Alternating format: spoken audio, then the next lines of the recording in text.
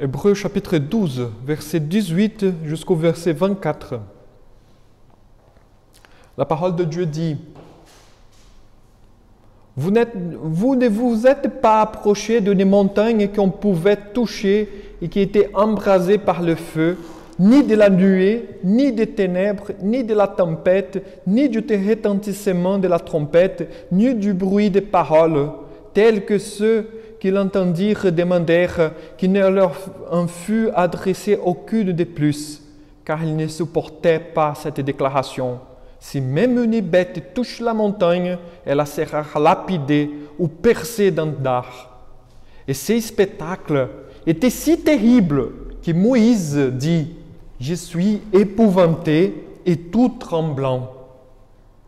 Mais vous êtes approchés de la montagne de Sion, de la cité du Dieu vivant, la Jérusalem céleste, des myriades qui forment le cœur des anges, de l'assemblée des premiers-nés inscrits dans les cieux, du juge qui est le Dieu de tous, des esprits des justes parvenus à la perfection, de Jésus qui est le médiateur de la nouvelle alliance, et du sang, de l'aspersion qui parle mieux que celui d'Abel. Je vous invite à la prière. Notre Dieu, notre Père, nous te rendons grâce. Merci Seigneur, car nous ne sommes pas proches, Seigneur, de nos alliances qui devraient obéir à tout prix. Mais tu nous as approchés de l'alliance de la grâce en Jésus-Christ. Tu nous as donné une nouvelle vie. Tu nous as accordé ton Saint-Esprit qui nous conduit, qui nous habite maintenant, et nous te rendons gloire, car tu es le seul Dieu vrai, qui te révèle, Seigneur, à tes enfants, et qui nous montre, Seigneur, le chemin à suivre. Nous te demandons humblement, Seigneur, que nous puissions avoir les yeux bien ouverts, afin de voir ta providence et ta grâce. Sois avec nous, Seigneur. Fortifie-nous. Donne-nous, Seigneur, ton Saint-Esprit, afin que nous puissions bien saisir ta parole et la mettre en pratique dans notre vie quotidienne. C'est au nom de Jésus, notre Seigneur et Sauveur, que nous prions. Amen. Alors, avant notre premier séjour en France, Samara et moi, nous avons vécu des expériences formidables, je voudrais vous dire. Samara avait la possibilité de recevoir une bourse du gouvernement pour faire sa recherche en France, mais ce n'était pas sûr. On était toujours dans l'incertitude. En effet, bref, notre vie, Samara et moi, jusqu'à aujourd'hui, est toujours dans l'incertitude. On ne sait jamais. Néanmoins, quand nous avons vu que la possibilité était plus sûre, nous avons commencé à préparer tout ce qu'il était possible avec une année d'avance.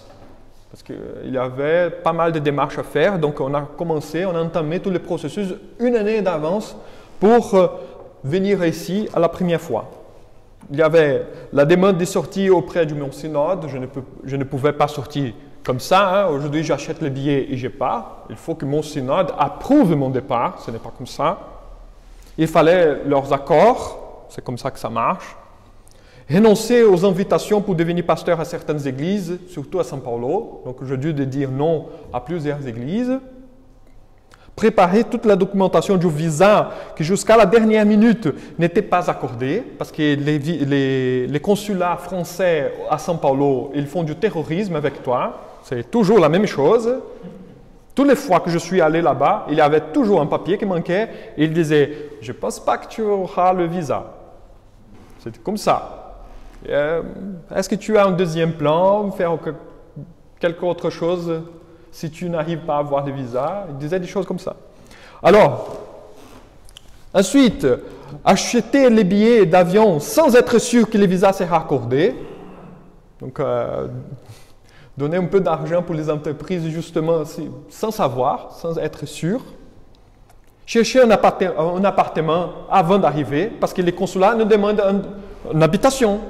Mais je ne suis pas ici pour voir un appartement. Donc, prends n'importe quoi pour avoir au moins un appartement. Faire plusieurs voyages de notre ville jusqu'à São Paulo pour régler les papiers. Ce n'est toujours... L'administration au Brésil, c'est la même chose que l'administration ici, comme ici. Hein, il manque toujours un papier. Donc, on était dans toute cette... c'est flou, on ne savait jamais, on ne savait rien, on ne savait rien. On disait simplement, Seigneur, prends soin de nous, car nous ne savons, je ne sais pas ce qui va arriver le lendemain. Des incertitudes qui nous terrassaient. Mais, il y a toujours un mais, l'espoir de connaître une nouvelle culture, un nouveau pays, de nouvelles opportunités. Donc on a vécu pendant un an à la lumière de cette possibilité. On était ravis d'avoir, oh là là, on va partir, on va être dans un nouveau pays, on va faire comme ça. Mais en même temps, on était toujours, mais n'est pas sûr, n'est pas certain, il y a ceci, il y a cela. Et on était au milieu de cette double force-là qui nous terrassait vraiment. On a vécu pendant un an à la lumière de cette possibilité et on a vraiment soufflé quand on a atterri à l'aéroport de Provence. Là, je me rappelle jusqu'à aujourd'hui, c'était les jours que j'ai dormi. Parce que pendant un an, je ne dormais plus. Donc ces jours-là, je suis arrivé dans l'appartement de la faculté de Théo. Je me rappelle qu'on a resté nous avons resté là-bas pendant une année. Et ces jours-là, je dormais. Parce que c'était difficile. Nous avions hâte d'y arriver. Mais c'était toujours un peu comme ça, incertain et difficile. Mais la promesse était là. On avait quelque chose de sûr et certain qui nous faisait avancer. Alors, pourquoi je vous raconte cette histoire, un peu bête? C'est que notre texte, il va justement nous montrer que nous devons vivre dans cette vie, dans ce monde pervers, non selon les choses qui sont sûres pour nous, mais selon la promesse que Jésus nous a faite. Bien sûr qu'il n'y a pas de comparaison avec notre démarche des voyages et des choses comme ça, il n'y a rien, parce que c'est trop petit en comparaison avec la promesse de Jésus-Christ que nous devons vivre non selon nos attentes ici de la terre, mais justement selon la parole de Dieu. Et c'est justement ce texte qui va nous montrer cela. C'est pourquoi je vous invite à réfléchir sur justement ce texte, comment vivre selon la promesse. Et cela n'est que la première partie, parce que la deuxième partie, je veux la faire la semaine prochaine, parce qu'aujourd'hui, je voudrais simplement vous donner un aperçu de ce qui se passe dans ce texte. Et la semaine prochaine, on va clôturer ce texte pour voir la profondeur que l'écrivain aux Hébreux est en train de nous conduire par la main pour voir. Alors, le texte de ce matin fonctionne comme fondement des textes précédents. C'est-à-dire, il a la raison selon laquelle la communauté, l'Église à laquelle l'écrivain aux Hébreux est en train d'écrire, pourquoi cette Église pourquoi cette communauté devrait chercher la paix et la sanctification constamment. Pourquoi nous devons être constamment vigilants les uns les autres? Pourquoi nous devons être vigilants sur notre cœur? Pourquoi nous devons justement avoir un cœur toujours attaché à Christ et à la grâce de Christ? Car sinon, on commence à s'égarer de petit à petit et devenu comme quelqu'un qui ne connaît pas Jésus. Donc, quelle est la base pour commander ces choses? C'est justement ça, c'est ces fondements de ces textes que nous venons de lire qui va donner la raison pour continuer dans cette démarche. Parce que vivre, comme nous avons vu, la paix et la sanctification est toujours quelque chose de difficile. Il ne faut pas arrêter, il faut toujours continuer. Surveiller les uns les autres justement pour aider dans les difficultés et en même temps surveiller notre propre cœur qui est si trompeux. Pourquoi continuer dans cette démarche? C'est ce texte maintenant qui va nous donner les fondements. Alors, quelle est la base? Les textes laissent clair.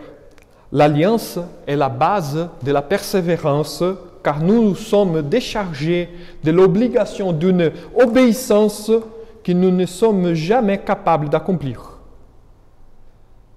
L'alliance est la base de notre persévérance. Elle nous donne l'assurance que Dieu lui-même nous donne la force par la présence de l'Esprit Saint pour poursuivre dans le chemin de l'Évangile.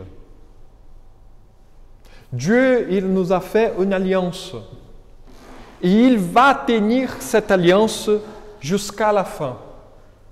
Et l'écrivain aux Hébreux va raconter cette alliance d'une façon très résumée ici dans ces quelques versets, ces 6 versets que nous venons de lire. Ainsi, vivre la foi chrétienne dans un monde pervers, en tant que chrétien, signifie se reposer sur le fait que nous appartenons à Dieu par une alliance faite par les saints de Jésus-Christ.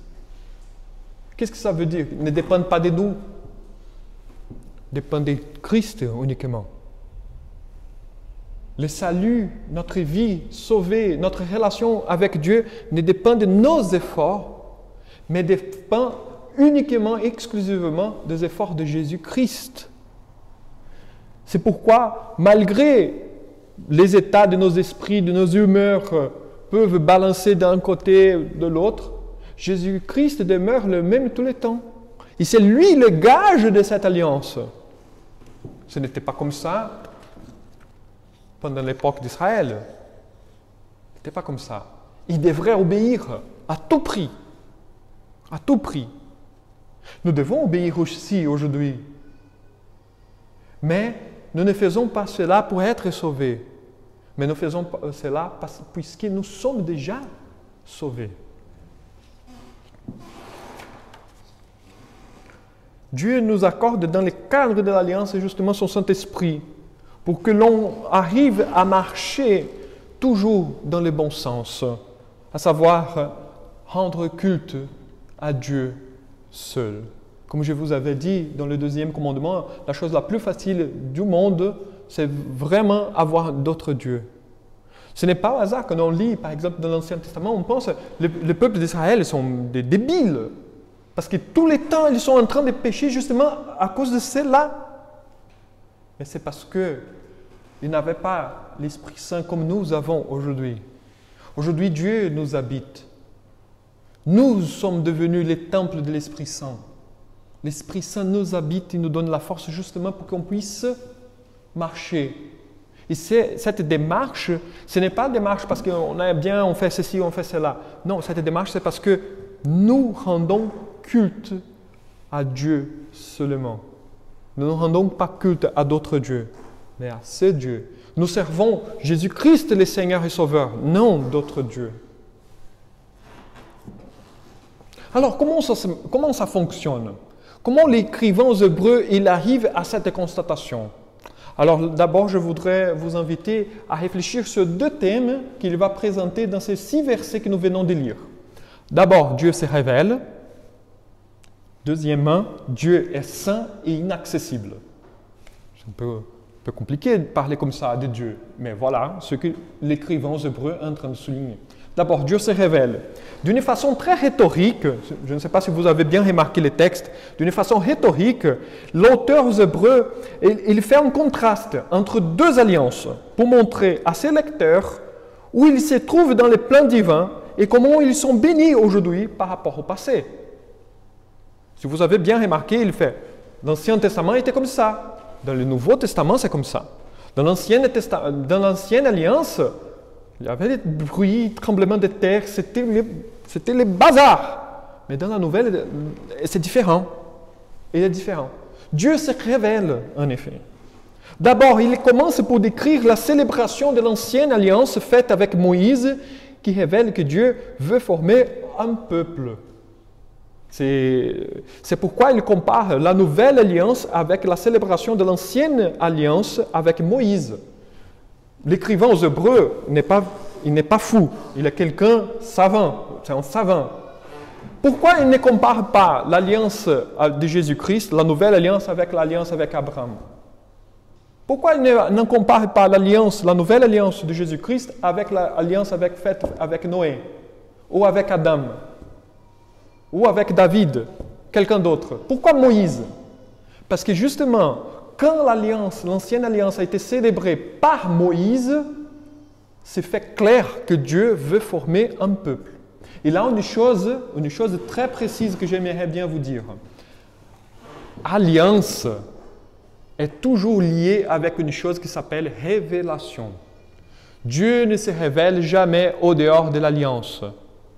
Vous voyez? Pourquoi il n'y a pas de nouvelle révélation aujourd'hui? Parce que la nouvelle alliance, elle est déjà entièrement révélée. L'évangile est déjà là, n'a plus besoin de révélation. Pourquoi il n'y a plus de prophètes comme dans l'Ancien Testament aujourd'hui? Parce que les prophètes révélaient l'alliance, révélaient Dieu par l'alliance. Comme l'alliance, elle est déjà révélée, il n'y a plus besoin de prophètes. Automatiquement, le ministère est terminé. Il n'y a plus rien. Il n'y a plus de prophètes comme dans l'Ancien Testament, il n'y a plus rien. Il n'y a plus rien. C'est comme ça que ça marche. Donc, révélation est toujours liée à l'alliance. Dieu célèbre l'alliance pour montrer qui il est. À Adam, il a montré qu'il est le créateur. À Noé, il a montré qu'il est le provident. À Abraham, il a montré qu'il était le Dieu qui sauve par la justification, par la foi. Avec Moïse, il révèle qu'il veut un peuple pour soi-même. Et quel est le caractère de ce peuple? Ce peuple doit être saint. C'est pourquoi il y a pas mal de lois. Il y a 616 lois dans l'Ancien Testament. Pourquoi ces lois? Justement pour révéler le caractère saint. Il y a des lois justement pour qu'est-ce que tu dois manger, qu'est-ce que tu ne dois pas manger. Pourquoi c'est là? Pour montrer que tu es un peuple séparé des autres. Tu n'es pas pareil. Pourquoi? Parce que tu es en train de me servir. Les autres peuples servent n'importe qui. La loi que Dieu a donnée à Moïse, qui a donnée au peuple d'Israël, c'est la loi justement pour qualifier les peuples en tant que propriété exclusive de Dieu. C'est pourquoi la révélation avec toujours l'alliance. C'est impossible d'avoir révélation aujourd'hui, justement parce que l'alliance, la nouvelle alliance, elle est là. Comme Moïse même a dit, en Deutéronome chapitre 18, il y aura un prophète plus grand que moi. Mais justement, Jésus-Christ il est venu. Il est le prophète plus grand que Moïse. Donc s'il est le plus grand prophète, c'est fini. Alors, et là c'est important. Il fait justement cette comparaison avec Moïse, la célébration de l'alliance avec Moïse sur le mont Sinaï pour montrer son caractère, qu'il est un Dieu saint et ne tolère pas les péchés. C'est là la nouvelle alliance, l'ancienne alliance. L'alliance avec Moïse montre que Dieu est saint. Et l'emphase du texte est justement pour montrer que c'est la peur. Il faut craindre ce Dieu-là. Si on va à Exode du chapitre 19, qui nous raconte cette histoire de la célébration de l'alliance, on voit que les peuples étaient effrayés, ils étaient épouvantés, ils avaient peur. Parce que Dieu il se manifeste comme un jugement sur le mont Sinaï. Il y avait des tremblements de terre, du feu, des retentissements de trompettes. Il y avait tout. Vous vous rendez compte? Une montagne enflammée. Vous vous rendez compte? On arrive près de la Sainte Victoire ici, embrasé en feu. C'est à cela que les peuples devraient s'approcher. Qu'est-ce que vous imaginez que les peuples pensaient à tout de suite? On va être détruits. C'est fini notre vie. Et justement, c'est le but de Dieu. Il faut craindre. Je ne suis pas n'importe qui. Vous êtes en train de faire, on va faire une alliance. Mais je ne suis pas votre copain. Il y a un abysse, un creux entre nous deux. Il faut que vous teniez compte de cela. Je suis un Dieu saint. Vous êtes des pécheurs. Je suis le Créateur. Vous êtes des créatures. Je suis spirituel. Vous êtes matériel.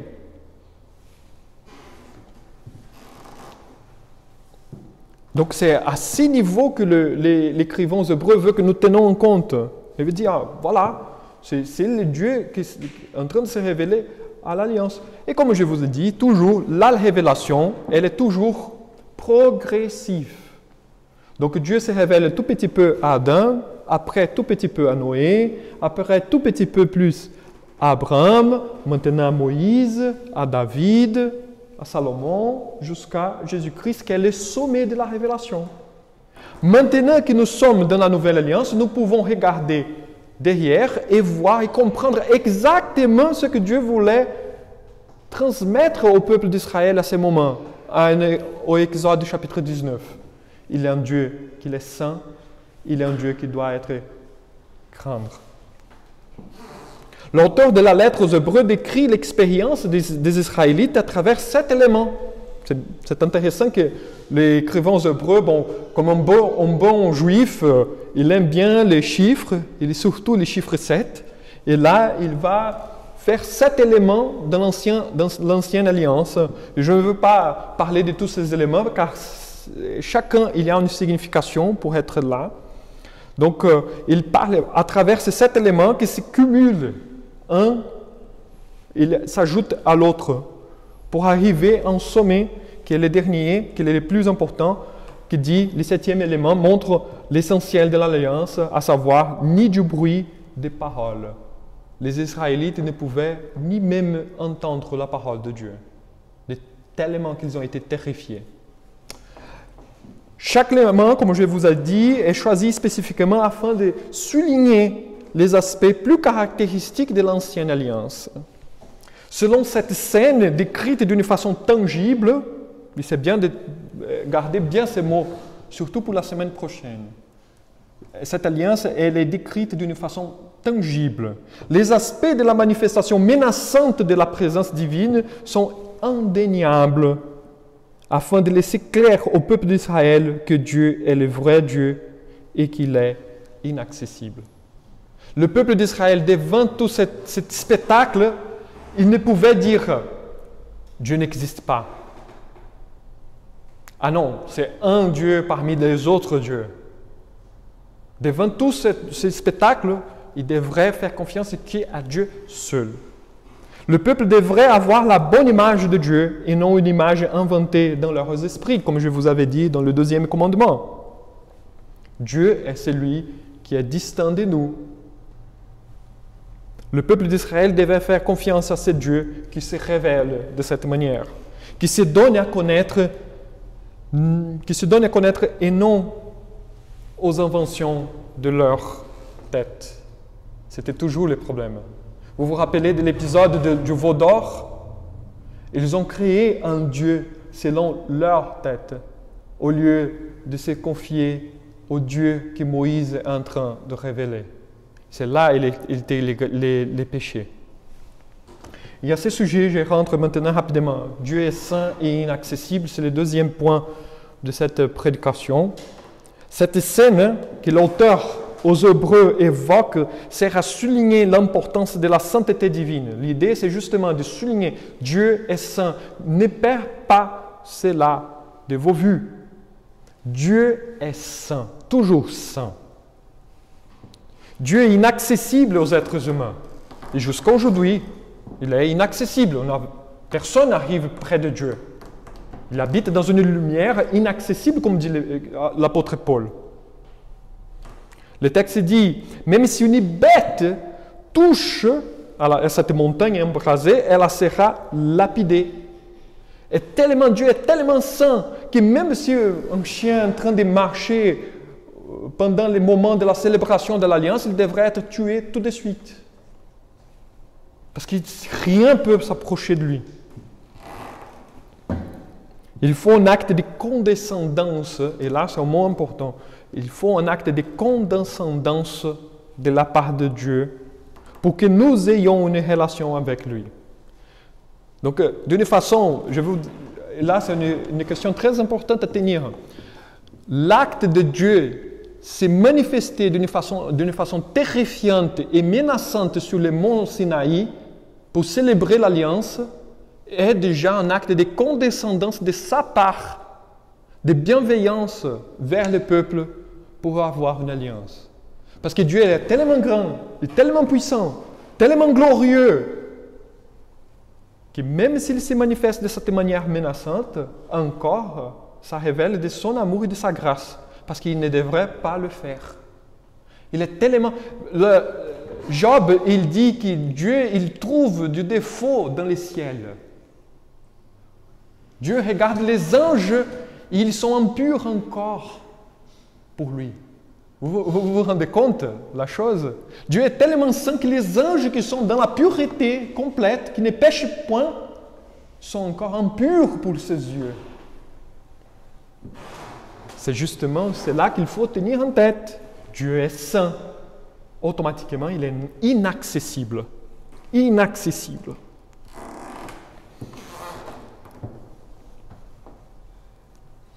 C'est déjà un acte de condescendance de sa part de se révéler. Ainsi, quand les Israélites ont vu cette scène, ils ont imploré pour un médiateur. Vous voyez, ils sont en train de trembler là, ils sont épouvantés. Ils demandent, non, on ne veut pas ni même regarder ce Dieu-là. On a besoin d'un médiateur. Nous avons besoin de quelqu'un qui nous représente devant ce Dieu-là. Ah, maintenant vous avez saisi. Dieu a dit, maintenant vous avez saisi. Exactement. Ce n'est pas vous que vous allez approcher de moi. C'est toujours le médiateur qui va s'approcher de moi. Ils ont imploré par un médiateur, quelqu'un qui fait l'intermédiation entre Dieu et le peuple. Voici l'importance d'une alliance pour encadrer la relation. C'est pourquoi je dis, c'est impossible d'avoir une relation avec Dieu sans l'alliance. Parce que l'alliance donne les cadres selon lesquels on va avoir la relation entre nous. C'est Dieu terrifiant, saint, inaccessible. Comment on va avoir une relation avec ce Dieu-là en tant que nous sommes finis, corrompus, faibles. Vous voyez, nous sommes complètement les contraires de ce que Dieu est. Donc, afin que nous puissions nous approcher, il faut un cadre, et cela est l'alliance. Et même,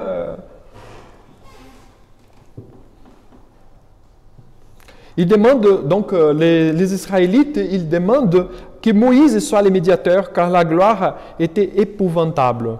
Néanmoins, le sommet de ce spectacle se trouve quand nous lisons que Moïse a dit « Je suis épouvanté et tout tremblant ». Le monsieur qui a reçu, qui a vu la gloire de Dieu. Le monsieur qui a passé 40 jours avec Dieu. Maintenant, il dit « Je suis épouvanté et je suis tout tremblant ». Vous vous rendez compte, Moïse est en train de... Un monsieur de plus de 80 ans en train de trembler parce qu'il ne pouvait pas tenir la manifestation divine. Qu'est-ce que vous êtes en train de me faire? Il doit se poser la question. Vous ne voulez pas vous approcher de Dieu, mais c'est moi que je dois vous approcher de Dieu pour vous.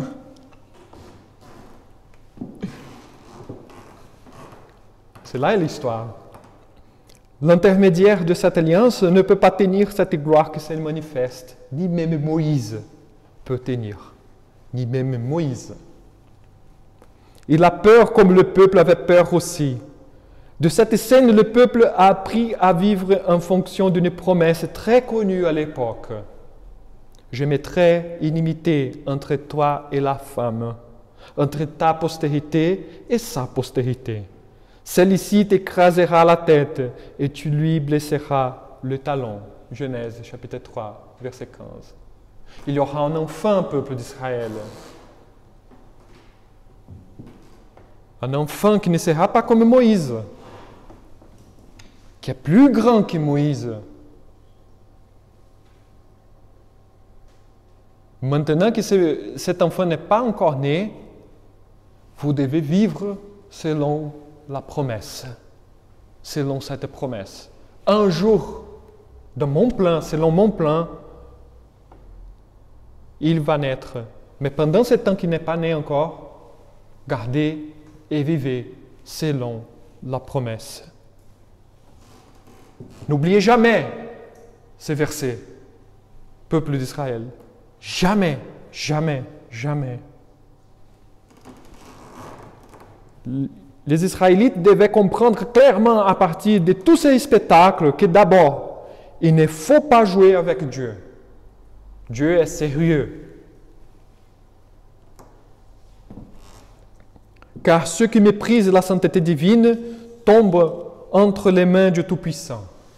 Deuxièmement, il faut vivre en fonction de l'espérance d'un nouveau médiateur qui puisse enlever la séparation qui existe entre Dieu et l'être humain, qui s'appelle péché. Alors, je voudrais me conduire déjà à la conclusion de cette prédication, que je vais la terminer la semaine prochaine. Et je voudrais vous dire que dans l'Ancien Testament, même si Dieu se révélait, et là, une chose jolie du texte de l'Ancien Testament. C'est pourquoi j'aime bien le texte de l'Ancien Testament. Même si Dieu, dans l'Ancien Testament, se révélait comme de cette manière terrifiante, il est le même. C'est le même Dieu qui se révèle par les paroles du psaume 34, verset 18. L'Éternel est près de ceux qui ont le cœur brisé et il sauve ceux qui ont l'esprit dans l'abattement. Il se révèle comme celui qui est le jugement, qui est le juge, terrifiant. Il est saint. Personne ne peut s'approcher de lui. Mais en même temps, il est celui qui dit, si vous êtes humble, si vous avez un cœur brisé, si vous reconnaissez vos péchés et vous vivez selon mes paroles, je suis toujours près de vous. En même temps qu'il y a les jugements, la colère, en même temps Dieu donne la grâce et la miséricorde. Ce n'est pas fini cette histoire, il est en train de dire. C'est que le début. Attends, va venir quelque chose de beaucoup plus merveilleux. Pour le moment, on va vivre selon cette promesse. On va vivre selon cette promesse. Jésus-Christ est venu pour nous donner ce cœur brisé, qui de temps en temps pour nous c'est difficile de l'avoir. Il est venu pour sauver notre âme abattue par les péchés. L'auteur aux Hébreux nous montre que l'alliance à laquelle nous appartenons aujourd'hui est supérieure à celle avec Moïse, qui n'était qu'une ombre. Ça ne veut pas dire que la nouvelle alliance simplement va remplacer l'ancienne alliance. Ça veut dire que la nouvelle alliance, en tant que supérieure, va engloutir l'ancienne alliance. Parce que la nouvelle alliance est l'accomplissement de l'ancienne alliance. Et l'ancienne alliance est l'anticipation de la nouvelle alliance. Donc, pour vivre pendant l'Ancien Testament, il devrait vivre selon la promesse de la nouvelle alliance. Maintenant que nous sommes dans la nouvelle alliance, nous devons vivre selon la promesse qu'un jour, Jésus-Christ viendra chercher son Église. Nous devons vivre selon la promesse que Jésus nous accorde l'Esprit Saint qui nous habite aujourd'hui, malgré nos défauts. Nous devons vivre selon l'espérance, selon la promesse que Dieu nous pardonne toujours nos péchés si nous lui confessons tous nos péchés. Et nous faisons confiance que Jésus est notre avocat devant le Père. Les spectacles de cette révélation divine étaient nécessaires. C'était nécessaire que Dieu faisait comme ça dans l'Ancien Testament, pour que l'on se rende compte de la distance qui existe entre Dieu et nous. Et la grandeur de l'œuvre de Jésus, de combler ces trous-là, afin que nous puissions avoir une relation avec Dieu. Vous voyez la grandeur de l'œuvre de Jésus-Christ. Ce Dieu terrifiant, saint, maintenant nous pouvons l'accéder par l'œuvre de Jésus-Christ sur la croix. Car ni même un homme comme Moïse a pu le faire. Ni même Moïse pouvait être l'intercesseur, l'intermédiaire de cette alliance. Ainsi, Si nous sommes aujourd'hui dans ce monde pervers, pour bien vivre dans ce monde pervers, il faut que nous nous attachions à la promesse divine. Parce que sinon, on ne va pas tenir. On ne va pas tenir. Faisons confiance à Dieu. Faisons confiance à Jésus-Christ seul, qui est notre espoir. Comme nous avons chanté dans les cantiques, un Jésus seul. Il y a un Jésus seul. Et non à d'autres dieux ou à nous-mêmes, à nos efforts. Mais c'est que par la grâce de Dieu. Je vous invite à la prière. Notre Dieu, notre Père, nous te rendons grâce, Seigneur, car tu nous as donné Jésus-Christ pour mourir à notre place et ainsi, Seigneur, nous accorder sa justice. Aujourd'hui, nous ne sommes plus menacés par ta présence, Seigneur, au contraire. Aujourd'hui, nous avons la paix dans notre cœur car tu es près de nous, non à cause de nos efforts, mais parce que Jésus est mort pour nos péchés. Quelle bonne nouvelle, Seigneur! L'abîme qu'il y avait entre nous, Seigneur, maintenant, il est complètement comblé. Nous avons libre accès à toi, Seigneur, parce que tu nous as accordé, tu nous as donné volontairement ton Fils Jésus-Christ. Tu n'avais pas besoin de le faire, mais tu as décidé d'aimer d'abord. Merci Seigneur pour Jésus-Christ qui nous sauve, qui nous épargne de la colère de l'avenir. Notre Dieu, notre Père, sois avec nous, fortifie-nous. C'est au nom de Jésus, notre Seigneur et Sauveur, que nous prions. Amen.